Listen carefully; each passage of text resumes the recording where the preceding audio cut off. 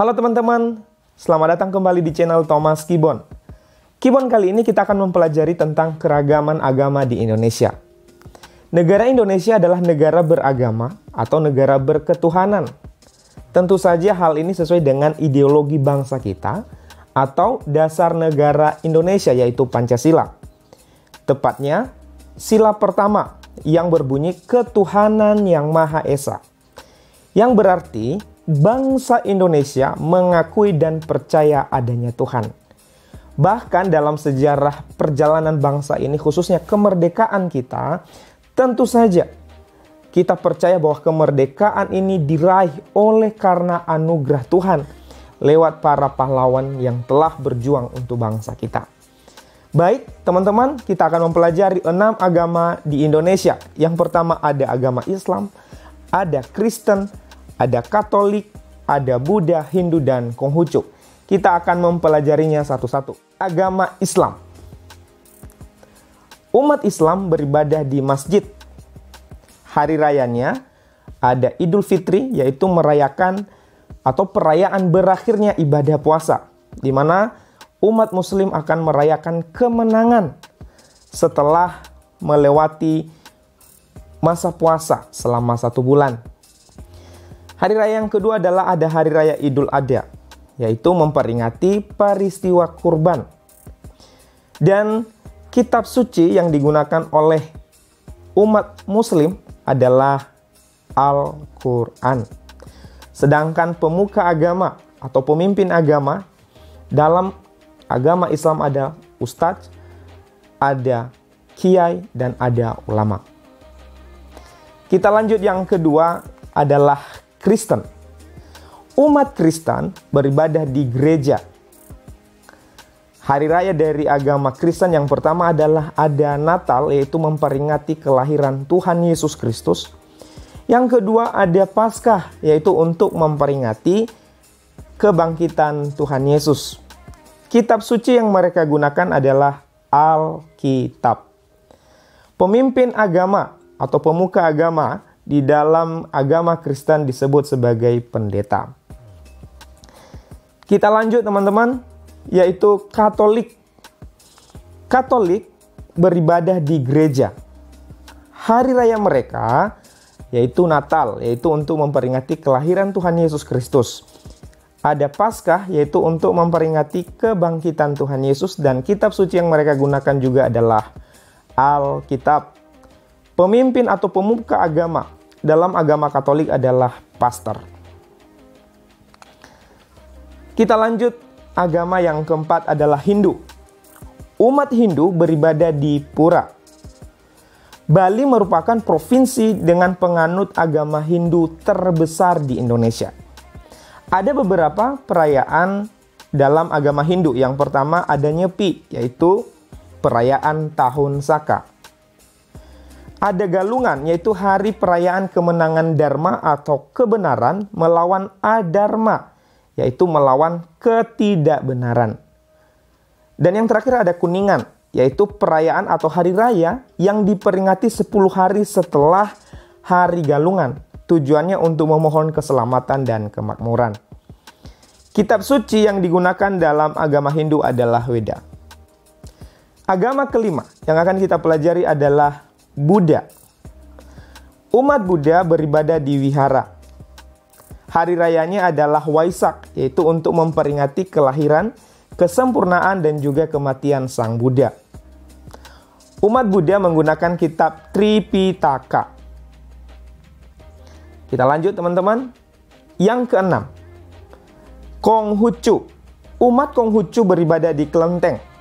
Hari rayanya ada beberapa. Yang pertama adalah Imlek, yaitu perayaan tahun baru atau Xinjia.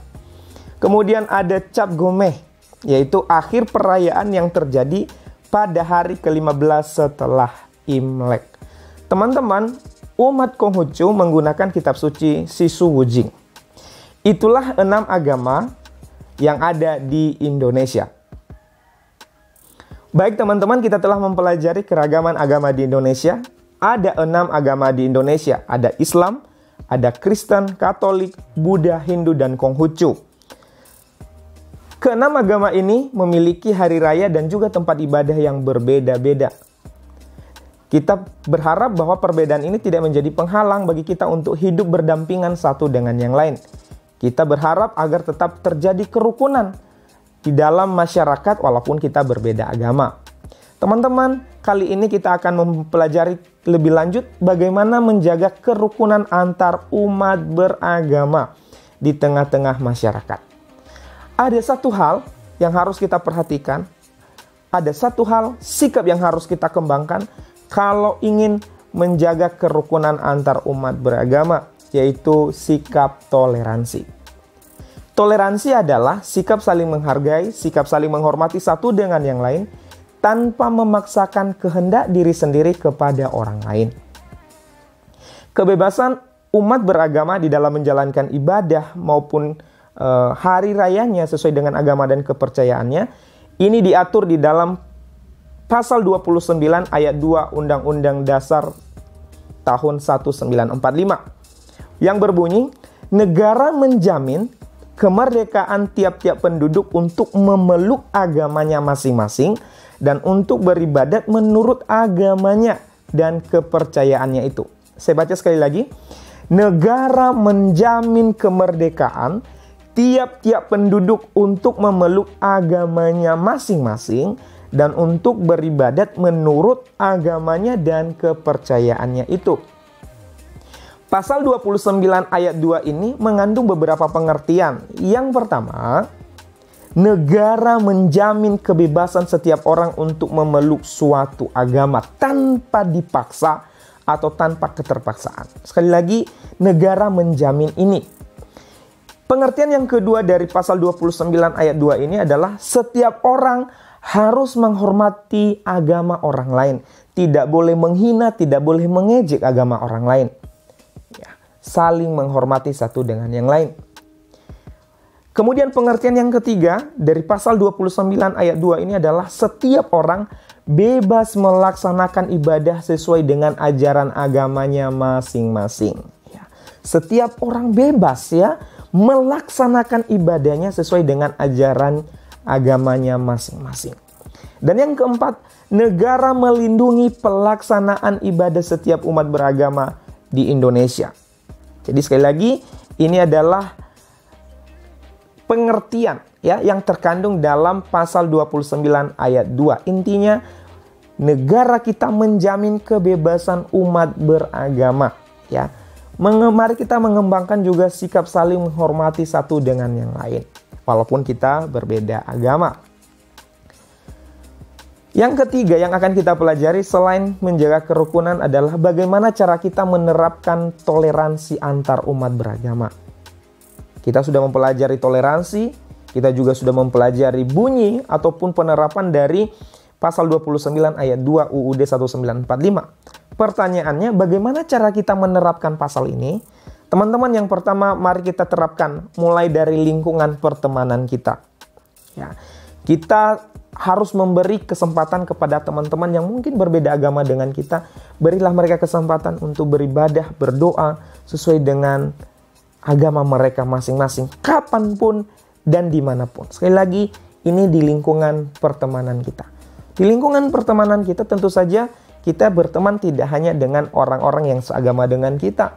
Pasti berteman dengan teman-teman yang juga berbeda agama dengan kita. Mari kita kembangkan sikap toleransi ini. Penerapan sikap toleransi yang kedua adalah di lingkungan masyarakat atau lingkungan tetangga kita. Ya, memberikan selamat. Ya, contoh-contoh penerapannya adalah memberikan selamat kepada tetangga yang mungkin sedang merayakan hari raya. Yang ketiga, penerapan dari sikap toleransi adalah di lingkungan sekolah, di lingkungan kampus, di lingkungan dimanapun kita berada. Khususnya di lingkungan sekolah dan lingkungan kampus. Teman-teman, guru kita, dosen kita, teman-teman kita, saya sangat percaya tidak semua berasal dari agama yang sama. Tentu saja ada dari agama yang berbeda-beda atau yang berbeda dengan kita. Dan yang harus kita lakukan, mari kita mengembangkan sikap toleransi. Saling menghormati, saling menghargai satu dengan yang lain. Apa manfaat dari toleransi antar umat beragama? Apa manfaat kalau kita mengembangkan sikap toleransi ini? Yang pertama, tentu saja kita pasti memiliki banyak teman, memiliki banyak link, memiliki banyak sahabat. Yang kedua adalah terciptanya hidup rukun dan damai. Ya, berbeda ketika kita mengejek, menghina orang lain, tentu saja orang akan menjauhi kita dan terjadi perpecahan. Tetapi kalau kita mengembangkan sikap toleransi, maka yang akan terjadi adalah terjadinya atau terciptanya hidup rukun, ya, damai.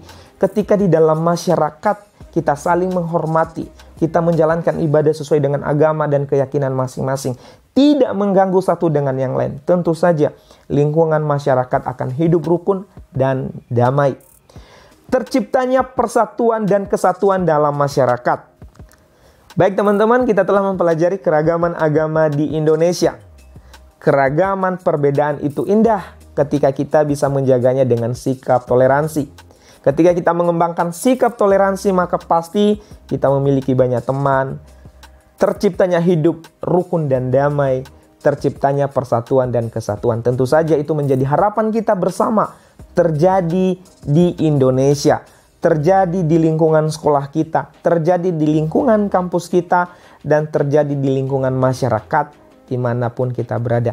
Tentu saja sikap toleransi ini mari kita mulai dari diri sendiri. Hargai diri sendiri, hargai agama Anda, juga hargai agama orang lain. Sekalipun kita berbeda-beda agama, ingat baik, Bhinneka Tunggal Ika.